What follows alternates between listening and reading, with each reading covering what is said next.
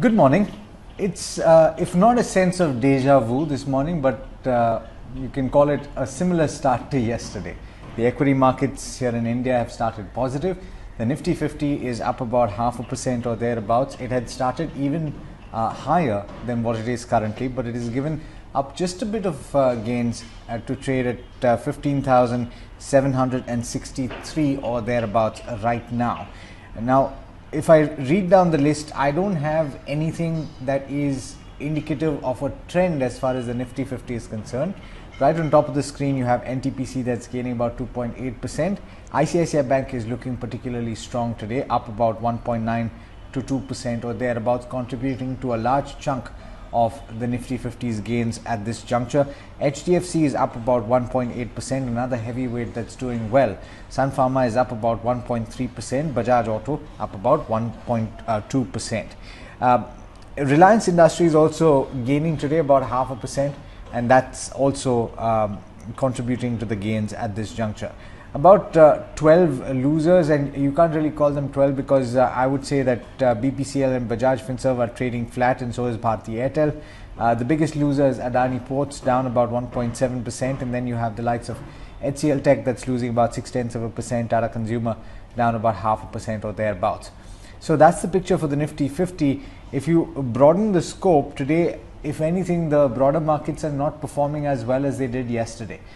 So you have the mid-cap index that's gaining about 0.1%, and the small-cap index is gaining about 0.6% at this point.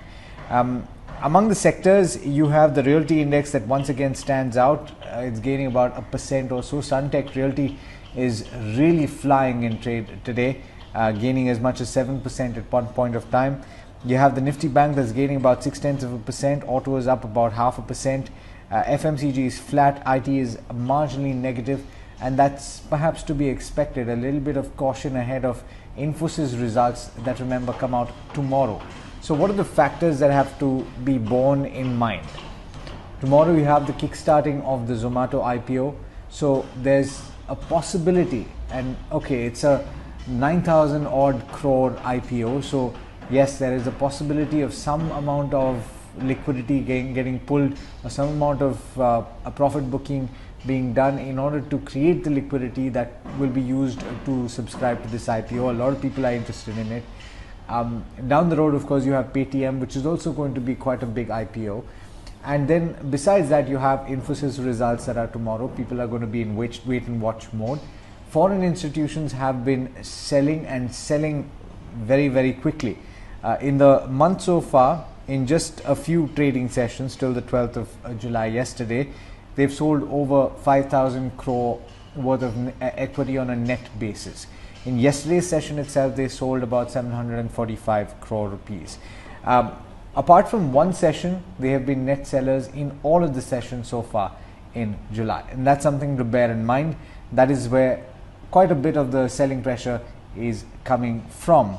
And the domestic institutions have not been able to match that selling, in that they have net bought as much as 2,350 crore rupees worth of equity. So that's not even half of what the FIIs have sold in this month on a net basis.